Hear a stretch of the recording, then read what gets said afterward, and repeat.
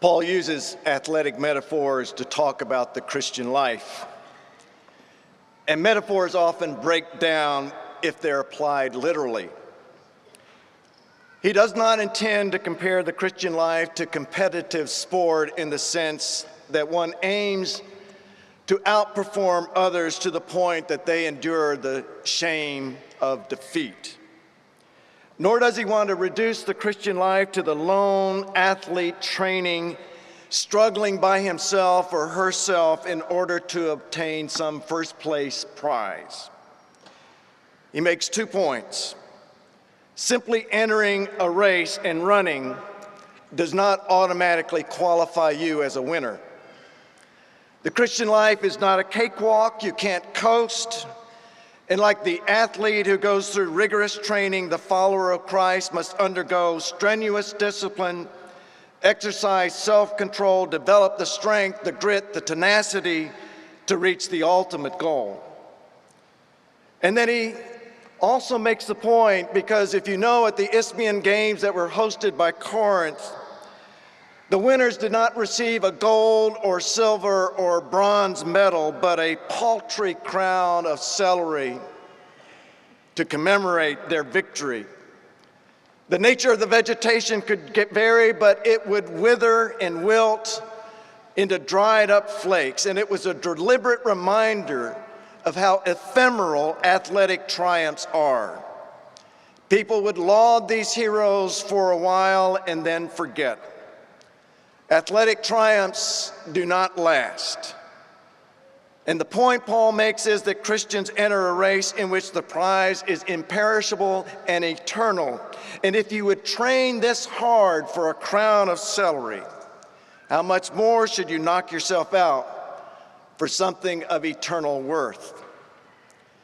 Athletic triumphs do not last. And I've not researched this carefully, but I believe that at your years of Baylor, our athletic teams have had the best records on the field of any generation in a long Baylor line. And we're committed to excellence in all that we do, in athletics, in academics, in research, and in teaching.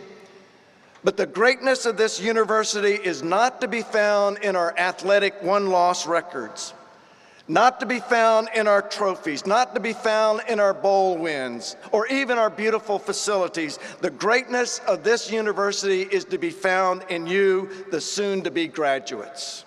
It is to be found in the dedicated faculty. It is to be found in the devoted staff who do so much work behind the scenes. It is to be found in the dutiful alumni who've been successful in so many ways and stand for and with Baylor. In Paul's metaphor, he talks about only one winner in the context. And that might be true in the sports arena, but not in life, and certainly not today in this ceremony. I would submit to you that you are all winners. The fact that as soon as I shut up and you walk across this stage when your name is called says something about you. Everyone in this audience is focused on one particular, or maybe 2 or 3 particular graduates. You're shining stars. And you have been recognized as winners when you walk across this stage. Now, one of you earned a 4.0. That is truly amazing. But we're here to celebrate every one of you. You made it. You're winners today. And I suspect that at some point in your Baylor career, you failed at something. The lights are out. I don't think your parents can see you. You can raise your hands. But here you are, recognized as a winner. There are going to be people cheering for you, maybe even crying tears of joy. You do not have to be the winner to be a winner. I do not know who won the 1986 New York City Marathon, the one who beat out almost 20,000 runners who entered that race. I do know the name of the guy who finished last, Bob Whelan. He finished 19,413th and set a record. He completed the New York City Marathon in 4 days, 2 hours, 48 minutes, and 17 seconds. It is the slowest marathon in history. But why remember this? Because he lost both of his legs in Vietnam. And when he ran, he had to sit on a 20-pound saddle. And he covered his fists with pads, and he ran entirely with his arms. At as fast as he could do, maybe about 1 mile an hour, pushing his torso along with his arms. And at this pace, he finished 4 days after the start. And why bother to finish? Here's why. There's great reward in just finishing the course. He made it, and he's remembered as a winner. And some of you have overcome incredible odds to get to this point. You finished this course in the race, but you can't rest on your laurels. You cannot hang up your diploma beautifully framed and any certificates or other awards you receive and sit back and wait for the world to come to you. You cannot congratulate yourself on running 4 laps well in a 60-lap race. In fact, a race that will not end until God calls you home. I was at a meeting with some leaders of other universities not long ago when somebody said, this is a Kodak moment. And you have to be a certain age to understand what that metaphor means. During the last century, Kodak held a dominant position in the photographic film business. They had multiple commercials where they would show moments in life that cried out for a photograph for posterity, in which they called it a Kodak moment.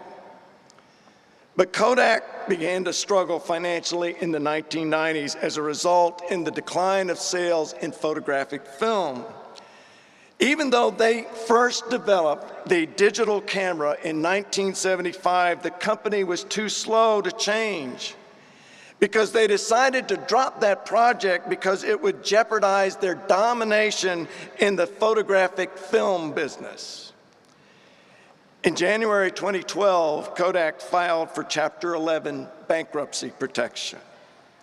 The people at Kodak could not imagine a world without traditional cameras and traditional film, so why change?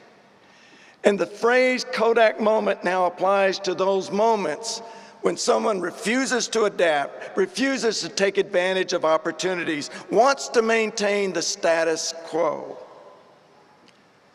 You're in a race, and the track is not like the one at beautiful Clyde Hart Stadium. A quarter mile going around and around and around. It's more like Cameron Park, up and down steep hills, sudden turns, around Lover's Leap cliffs. No signs to tell you which way to go. I hope that at Baylor you've learned some things for the next leg of your race.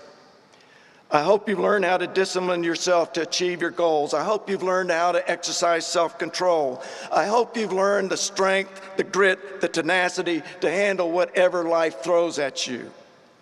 I know there's some parents maybe worried about what you majored in. Are you going to get a job with that major?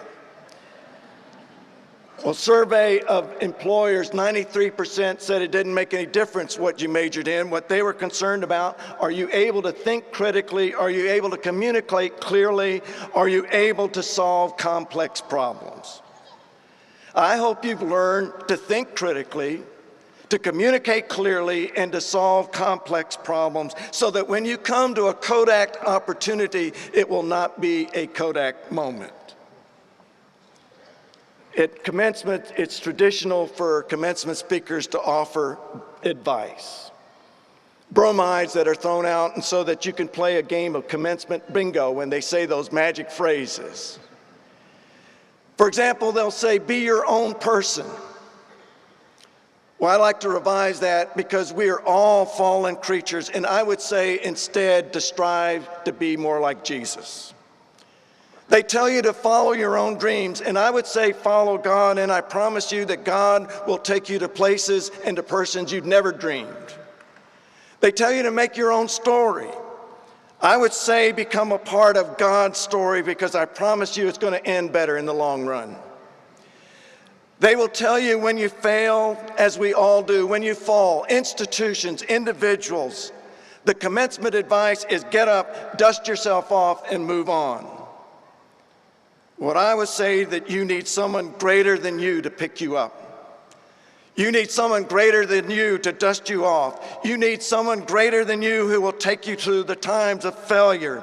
You need someone greater than you that will take you through the times of embarrassment that are flashed across the airwaves.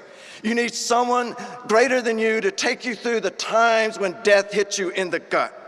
You need someone greater than you to get back, lift you up, and get back in the race and move on. You need someone greater than you to tell you that there are some races in life that are not worth running. You need someone greater than you to guide you on the right path. In The Lord of the Rings, when Bilbo Baggins leaves the Shire and sets off to visit Rivendell, he sings a song. I will not sing it to you, I will repeat it. The road goes ever on and on, down from the door where it began. Now far ahead the road is gone, and I must follow if I can, pursuing it with weary feet until it joins some larger way where many paths and errands meet, and whither then?